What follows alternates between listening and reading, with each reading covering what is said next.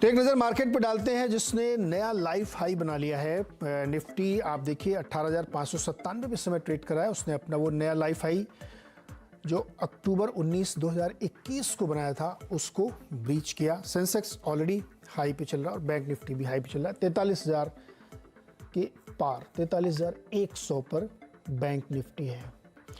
Advance decline देखें तो लगभग 1.7:1 का रेशियो यहाँ पे बनता हुआ दिख रहा है और 350 पॉइंट की मजबूती के साथ सेंसेक्स लगातार 63,000 की ओर चलता हुआ दिख रहा है। तो एक ज़बरदस्त दिन आज बाजार के लिए। करीब 275 दिन हमें इंतजार करना पड़ा ट्रेडिंग सेशंस में जब ये मार्केट ने अपना नया हाई टच किया है। तो यहाँ से आगे क्या रास्ता है और इस वक्त आज अभी आपको बाजार में कैसे अप्रोच करना चाहिए। गाबा सर बहुत बहुत बधाई आपको। न्यू हाइज हमारे इंडाइसेस में बन गए हैं और यहाँ से आगे का रास्ता क्या है अब? Well, how's the जोश? नया high, beautiful, lovely, congratulations. Reliance ना होता तो न्यू हाई ना होता, इतनी बात तो पक्की है। वेल, अब भी मार्केट अपमूव में है। 18,400 स्ट्रॉन्ग क्रूशियल सपोर्ट। जब तक हम इसके ऊपर है तब तक न्यू हाई बनता रहेगा। हम सीलिंग ना डालें, बस इतना है। Ride the trend and trade the trend, और कुछ नहीं होना चाहिए।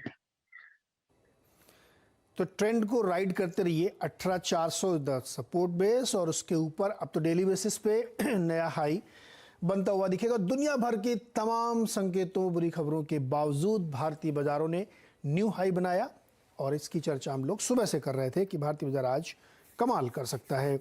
तो गवा जी, ये तो हुई बात निफ्टी और बैंक निफ्टी और इंडाइसेस की। अब बात है बात कि यहाँ पे शेयर्स की। तो आपने जिक्र किया रिलायंस का।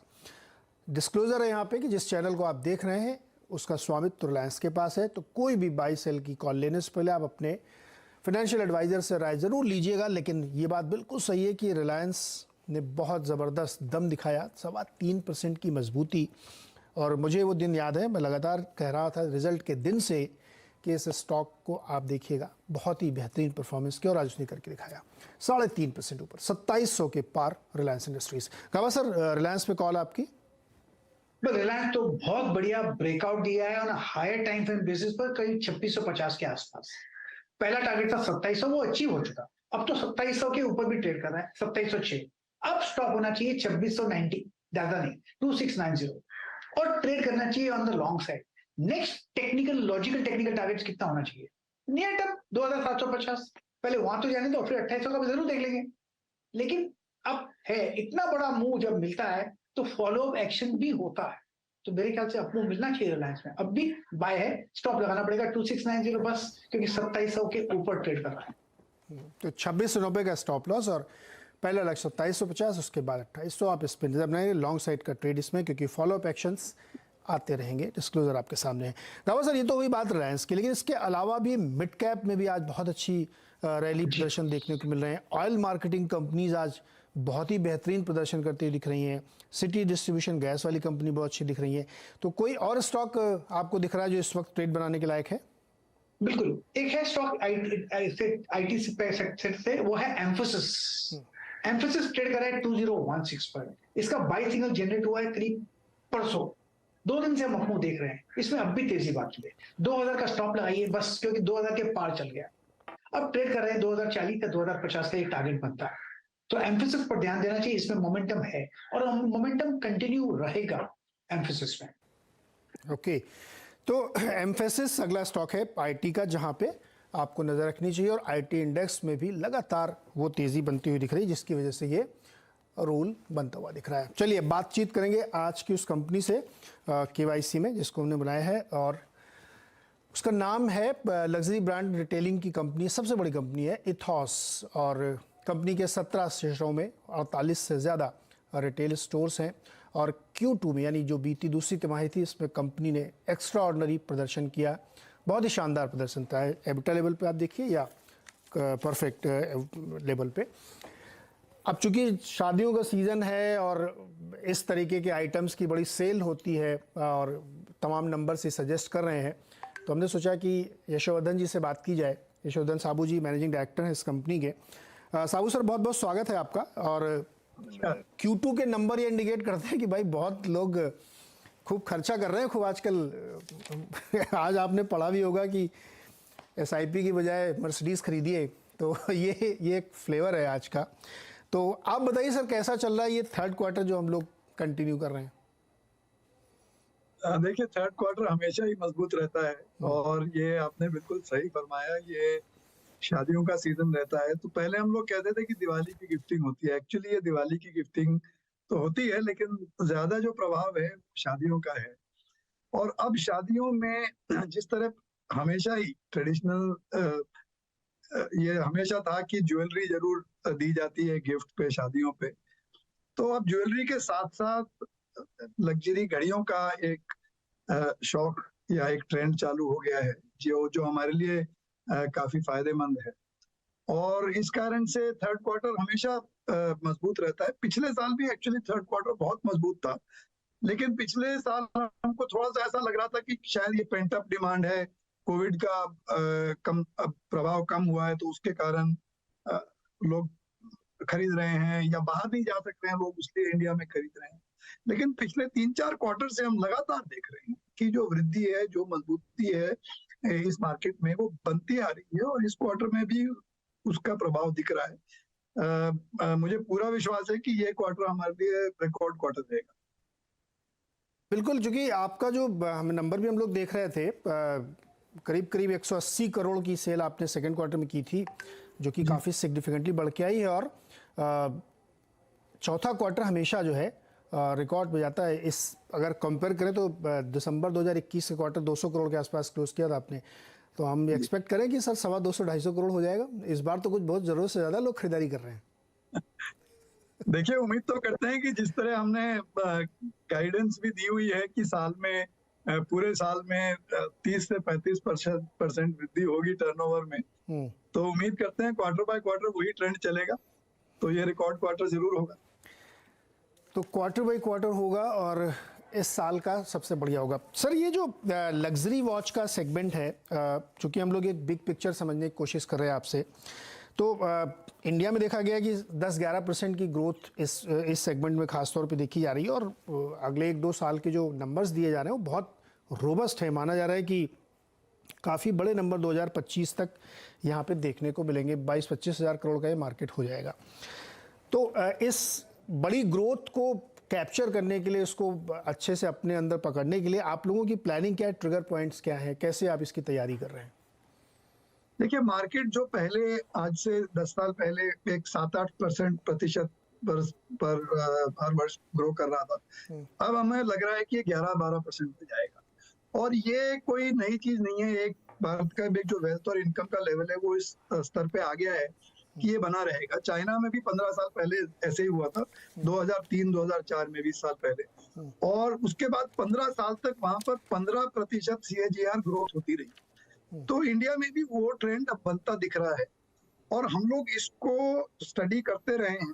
और अब ये मौका आ गया है कि इसके लिए हम पूरी तैयारी करें, जिसमें हम 2-3 चीजें कर रहे हैं। एक तो हमारी जो ब्रांड का पोर्टफोलियो है उसको बढ़ा रहे हैं, कुछ नए ब्रांड ला रहे हैं। और जिन ब्रांड्स की जिसमें ज्यादा कामयाबी है उसमें प्रोडक्ट रेंज भी बढ़ा रहे हैं। लेडीज की घड़ियां खासकर हम ऐड कर रहे हैं, क्योंकि लेडीज मार्केट जो करीब 20-22% होता था लग्जरी मार्केट, वॉच मार्केट में, घड़ी के मार्केट में, अब वो बढ़ के 25 से 30% होता जा रहा है। शादियों में भी सिर्फ ज्वेलरी नहीं, जो ब्राइड है उनके लिए लग्जरी घड़ियां भी अब एक बड़ा जरूरी ऐसा आइटम बन गया है। दूसरी चीज, हम लोग छोटे शहरों में भी जा रहे हैं। अभी तक हम 16 शहरों में हैं, और लेकिन अब हम आगे जो 35 दुकानें खोल रहे हैं उसमें से कम 15-20 दुकानें ऐसी हैं जो कुछ नए शहरों में जाएंगी। 10 या 12 शहर हमने इस तरह के चुने हैं जिसमें हम नई दुकानें लगाएंगे। और इसका जो डेटा मिलता है वो जो हमारी वेबसाइट के ऊपर जो ट्रैफिक आता है, 20 लाख विजिट्स हैं हर महीने हमसे वेबसाइट पे। तो कहाँ से आ रहा है ट्रैफिक, किस तरह की घड़ियों में शौक है, उस डेटा को एनालाइज करके हमने एक निर्णय पे आए कि कौन से नए शहरों में जाना है। तो ये सारी चीजों को देखते हुए मुझे पूरी उम्मीद है कि नए ब्रांड्स, नए स्टोर्स और नई कलेक्शंस के साथ जो ये ग्रोथ मार्केट में वृद्धि हो रही है उसको हम पूर्ण तरह उसको कैप्चर कर पाएंगे। तो यशोदा जी, जो डेटा के थ्रू आपने नए शहर आइडेंटिफाई किए हैं वो किस ज्योग्राफी में है, किस तरीके के प्रोफाइल के शहर, अगर आप एक आध एग्जाम्पल के लिए बता सकें। जरूर सर, ये ऑल इंडिया बेसिस पे ही हैं सब जगह। देखिए जैसे सूरत है, रायपुर है, भुवनेश्वर है, कोची है, उधर नॉर्थ में हम लोग लखनऊ में ऑलरेडी हैं, कानपुर को देख रहे हैं, रांची देख रहे हैं, सिलीगुड़ी देख रहे हैं, आसनसोल नहीं सॉरी, हमारा गुवाहाटी में बहुत अच्छा तजुर्बा रहा, तो सिलीगुड़ी में भी अब हम खोलने जा रहे हैं। तो इस तरह के जो शहर हैं वहां पर मुझे उम्मीद है कि हमको बहुत ज्यादा कामयाबी मिलेगी। आपने दो चीज़ और बताई कि लेडीज़ वाला सेगमेंट में ज़्यादा है डिमांड और ज़्यादा मार्जिन भी होगा उसमें, और कुछ नए ब्रांड्स भी आप जोड़ने की कोशिश करें। सर इस बारे में थोड़ा सा बताएं। देखिए लेडीज आमतौर पे लग्जरी घड़ियों में ज्यादातर बाइंग जो परचेजिंग होती है वो आदमी लोग, मर्द या मेन्स वॉचेस की होती है, क्योंकि लग्जरी वॉच जिस तरह ज्वेलरी, लेडीज को ज्वेलरी ज्यादा पसंद आती है, आदमियों के लिए, पुरुषों के लिए सिर्फ एक मतलब ज्वेलरी कहिए तो घड़ी एक ज्वेलरी है। तो इसलिए तकरीबन 80% जो डिमांड है वो पुरुषों की घड़ियों के लिए थी।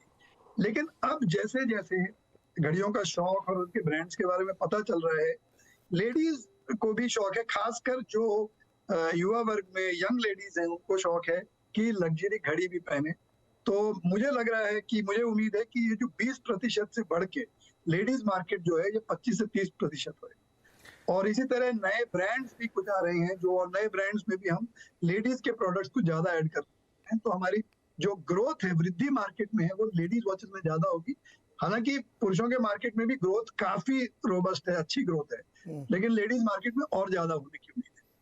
यशोधन सर, ये बिल्कुल वैसी बात हो गई कि मतलब मर्सिडीज खरीदनी है SIP की बजाय, मतलब लड़कियां अब ये सोच रही हैं कि सोने की बजाय ये वाली घड़ियां खरीदी जाएं, है ना?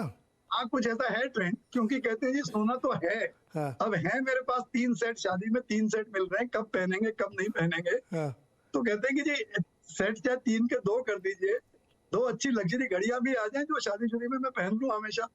तो वो शौक हो गया है। और खासकर यंग लोगों में अब सोशल मीडिया के कारण आपने कौन सी घड़ी पहनी हुई है वो ब्रांड दिखाते हैं। ज्वेलरी में ब्रांड नहीं पता लगता है, घड़ियों में ब्रांड पता लगता है, और उसकी अलग अहमियत होती है सोशल मीडिया। सर इससे एक चीज़ और पता लगती है कि मतलब आपने अगर महंगी घड़ी पहनी, इससे पता लगता है कि आपका टाइम अच्छा चल रहा है। जी बिल्कुल ऐसा लगता है ना? घड़ी में बजा कितना ये तो फर्क नहीं पड़ता, लेकिन टाइम अच्छा चल रहा है ये एकदम पक्का पता चलता है कि आपने कौन सी घड़ी पहन रखी है, उससे ये लगता है। सर आपने कहा कि कानपुर जैसे शहरों में या रायपुर, कोच्चि में अब आप जाने की कोशिश कर रहे हैं, तो वहाँ भी आपको इसी तरीके के ट्रेंड दिख रहे हैं, क्योंकि वो ऐसे इलाके हैं, खासतौर पे नॉर्थ की मैं बात करूँ तो वहाँ पे बहुत कंजर्वेटिव लोग होते हैं, बहुत पैसे नहीं खर्च करते इन सब चीज़ों को, सोना खरीद लेते हैं। लेकिन अगर अब वो शहर इस ट्रेंड में आ रहे हैं और वो आपके डेटा में रिफ्लेक्ट हो रहा है, तो ये बड़ा इंटरेस्टिंग है। इस बारे में थोड़ा बताइए कि कानपुर, आपने चूंकि दुकान खोलने आया तो कोई सर्वे कर ही लिया होगा वहाँ पे। जी हाँ, तो इन सब शहरों में सर ऐसा है कि देखिए कंजर्वेटिव सोच तो है कि हमको इन्वेस्ट करना चाहिए, सोना खरीद लेना चाहिए, उसमें सेफ्टी है। लेकिन खासकर अब जो युवा वर्ग है, यंगर जनरेशन है, उनको इतनी ज्यादा सेविंग का जरूरत नहीं लगती, क्योंकि अब एक कॉन्फिडेंस है। ये सिर्फ ये अच्छा समय किसी आदमी का या किसी एक फैमिली का आ रहा है वो नहीं है, पूरे हिंदुस्तान का अच्छा समय आ रहा है। तो जो युवा वर्ग है उनको ये कॉन्फिडेंस है कि आगे जाके भी चाहे मेरी इनकम है वो बढ़ेगी, मेरी वेल्थ जो है वो बढ़ेगी, मेरी पूंजी बढ़ेगी। तो ऐसा जरूरी नहीं है कि हर रुपया मैं कमाऊं उसमें से 80% में सेव करूं या 20% 40% सेव करूं। ये है कि सेविंग जरूरी है, लेकिन साथ साथ मैं कुछ ऐसा भी खर्चा कर लूं जिससे कि मुझे आनंद आए, मुझे कुछ एक्सपीरियंस हो। तो चाहे वो हॉलिडे ट्रेवल पे है, चाहे लग्जरी गुड्स पे, चाहे एक्सपीरियंस पे है, इस सब चीजों पे खर्चा बढ़ रहा है। और ये चीज सिर्फ दिल्ली, बंबई, बेंगलोर में नहीं है, ये सब शहरों में है। और हमें इसका तजर्बा है। चंडीगढ़ में हमने यही देखा पिछले 10 सालों में। अभी 2-3 साल से हमने गुवाहाटी में दुकान खोली, वहां पर यही हम देख रहे हैं, और इसी तरह जयपुर में देख रहे हैं। तो इन शहरों का तजर्बा है, और उसके कारण हम ये कह सकते हैं, कॉन्फिडेंस से कह सकते हैं कि ये ट्रेंड जो है बाकी छोटे शहरों में भी दिखाई दे। बिल्कुल, घड़ी अब एक टाइम पीस नहीं, अभी एक ऑर्नामेंट है, गहने के तौर पर लोग इसको यूज़ कर रहे हैं। यशोधन सर बहुत बहुत शुक्रिया जुड़ने के लिए, इतनी दिलचस्प बातें बताने के लिए। देखिए समय भले ही लोग मोबाइल पे देख लेते हो, है ना, समय तो आप अपने मोबाइल फ़ोन पे ही देख लेते हैं, लेकिन वो घड़ी पहनना अपने आप में एक पैटर्न दिखाता है, कंजम्पशन दिखाता है। और ये मैं एक और चीज जी कहना चाहूंगा जी कि कई लग्जरी घड़ियां जो हैं उनकी वैल्यू होल्ड करते हैं और वैल्यू बढ़ती है। तो राइट लोगों को ये भी नजर आता है कि खासकर पुरुषों को कि कौन सी ऐसी चीज है जो आज 10, 12, 20, 25 साल बाद मैं मेरे बेटे को या मेरे पोते को दे सकूं और उसकी वैल्यू भी रहे और शौक भी रहे। तो अगर आप देखें खासकर पुरुषों के लिए ऐसी कोई चीज नहीं है, गाड़ी भी आप 20 साल बाद नहीं दे सकते, 10 साल में वो बैन हो जाएगी। तो घड़ी एकमात्र एक चीज है जो आप देख प्रॉपर्टी के अलावा जो आप 20, 30, 50 साल तक अपने साबू सर, रिसेल वैल्यू क्या होगी? मान लीजिए मैंने एक घड़ी खरीदी 1 लाख रुपए की, तो अगर मैं 5 साल बेचने जाऊंगा तो उसकी रिसेल वैल्यू क्या होगी? अलग अलग घड़ियों पे है जी। जिस तरह अब आप पेंटिंग में नॉर्मली जिनकी वैल्यू होल्ड होती है वो कुछ महंगी घड़ियां होती है जो कलेक्टिबल बोलते हैं, कलेक्टिबल वॉचेस। पर कई ऐसे ब्रांड और घड़ियां हैं जिनमें अगर आप खरीदें तो वैल्यू होल्ड करेंगी और 5-7 साल बाद जितना आपने खर्चा उस पे उतना नहीं, उससे थोड़ा बहुत बढ़ के भी मिल सकता है। बताइए, अब तो ये मतलब गोल्ड के लिए चैलेंज हो गया ये तो, कि आप अगर उस घड़ी में इन्वेस्ट करते हैं तो 5 साल बाद उससे थोड़ा ज़्यादा ही मिल सकता है, और आपने फैशन किया और एक अपना टच एंड फील लिया, वो तो अलग आपने 5 साल एंजॉय किया ही। साबू सर, बहुत बहुत शुक्रिया हमारे साथ जुड़ने के लिए, और 3-4 बातें आपने बहुत इंपॉर्टेंट बताई कि अब Tier 2, Tier 3 सिटीज़ में एक्सपेंशन और रोबस्ट नंबर आएंगे दिसंबर में, क्योंकि शादी के सीजन में बहुत हो रहा है, और ये एक बहुत तेज़ी से लोगों की चॉइस बनता जा रहा है कि आप ज्वेलरी के साथ साथ, खासतौर पे लड़कियों में, कि आप महंगी घड़ियां पहने, क्योंकि ये बात तो सही है कि उस समय आपका अच्छा चल रहा है तभी आप ऐसी घड़ी खरीद पाते हैं। बता दें कि मनी कंट्रोल पर दिए गए विचार एक्सपर्ट्स के अपने निजी विचार होते हैं। वेबसाइट या मैनेजमेंट इसके लिए उत्तरदायी नहीं है। यूजर्स को मनी कंट्रोल की सलाह है कि कोई भी निवेश निर्णय लेने से पहले सर्टिफाइड एक्सपर्ट की सलाह लें।